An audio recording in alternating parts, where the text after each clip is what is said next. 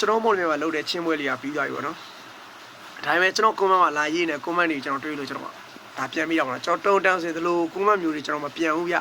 ဒါဒုတ်ထမ်းပြီးပြောရတဲ့ကွန်မန့်တွေနည်းနည်းဟိုဘယ်လိုပြောလဲအစမပြေတဲ့ကွန်မန့်တွေကျွန်တော်တုံတာမပြန်ပါဘူးဒါပေမဲ့ကျွန်တော်အားကစားလောကမှာဗျာချင်းရတော့ကျွန်တော်လောကမို့ဒါပေမဲ့ကျွန်တော်အားကစားလောကမှာဆိုလို့ရှိရင်ဒီလိုစိတ်ဓာတ်ညံ့တဲ့သူတွေမရှိသင့်ဘူးဗျာတလားအကြောင်းရင်းကျွန်တော်ပြောပြမယ်ဗျ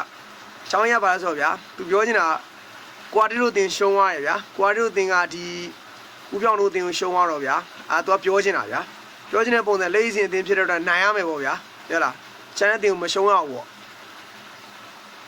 တကယ်တမ်းဗျာဒီပွဲကြည့်ရဲလူကျွန်တော်အထူးသဖြင့်ပြင်မာကြည့်ရဲလူကပိုသိမယ်ဗျာတလားနောက်တော့ချင်းလောကမှာနေရဲလူဆိုတော့သိမယ်ဗျာပြိုင်ပွဲက national ပြိုင်ပွဲမဟုတ်ကျေးစားစီမင်းစီကန်နဲ့ကန်တာကျေးစားစီကန်နဲ့ကန်တဲ့အတွက်ကျေးစားသမားတွေတော့တာတယ်ပြီးတော့ဗျာထားလိုက်ပါဒါရဲ့ပြောချင်တဲ့ပုံစံဗျာလိုကွန်မန့်နေရဗျာရုံညံ့နေဗျာဒီလားနည်းနည်းရှက်ဖို့ကောင်းတယ်ဗျာဟိုကမြန်မာနိုင်ငံအတွက်အကုန်လုပ်ခဲ့ပွားကြီးဒီလားဂုတ်ကြီးဗျာမြန်မာနိုင်ငံရဲ့ဂုတ်မြန်မာနိုင်ငံအကောင်းဆုံးပလေယားပါတယ်ဗျာဒီလားတကယ်ကိုဂုတ်ဗျာဂုတ်တပါအဲ့ဒီဂုတ်ကဘာထက်လုတ်ပြဖို့လိုသေးလို့လဲရွှေယူကြီးပြန်ခဲ့ပွားကြီးမြန်မာပြည်ဂုံဆောင်ခဲ့ပွားကြီးလေဟုတ်လားကမ္ဘာအဆင့်မှာလည်းစုတွေချိတ်ပြီးတော့ပြန်လာခဲ့ပွားကြီးဂုံမီယူတက်လာအဲ့ဒါကြီးဒါတော့ဂုံကြီးကလွဲနေသလားနောက်တစ်ခုထပ်ပြောပြအောင်မယ်တလားကွာရီတို့ကညံ့လို့ရှုံးသွားတာမဟုတ်အဲ့ဒီအုပ်ဖို့ဘယ်လေးကတော်တော်လေးကောင်းတာဗျာသူတို့တန်တဲ့မေဂျာဖြစ်တဲ့အတွက်သူတို့တန်တဲ့မေဂျာမှာသူတို့ဖလားရသွားတာ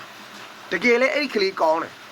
ကွာရီတို့ညံ့လို့ရှုံးသွားတယ်ဆိုလို့ရှိရင်ဟိုကလေးတွေပြန်ပြောမှာအာတို့ညံ့လို့မလို့ရှုံးသွားတော့အဲ့လိုမဟုတ်ဗျာကွာရီတို့ကောင်းတယ်အုပ်ဖို့ဘယ်လေးတို့က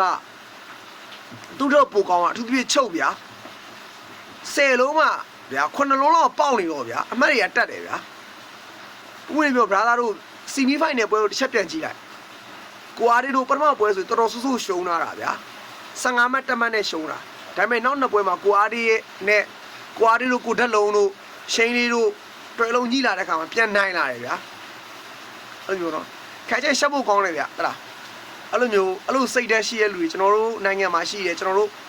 အားကစားလောကမှာရှိတယ်ဘလို့ကြည့်ပြီးတော့အားပေးလေတော့တော်ရှက်ဖို့ကောင်းတယ်ဟုတ်လားမရှိသင့်ဘူးဒီတော့ရှိသင့်ဘူးဘလို့ပုံစံမှာအလူစနာပြည့်မှာမဟုတ်ဘူးပြည့်စုံတဲ့လူသားဆိုတာရှိမှမရှိရဗျာဒါလေးပါပဲလမ်းကြုံလည်းပြောပြတာပါ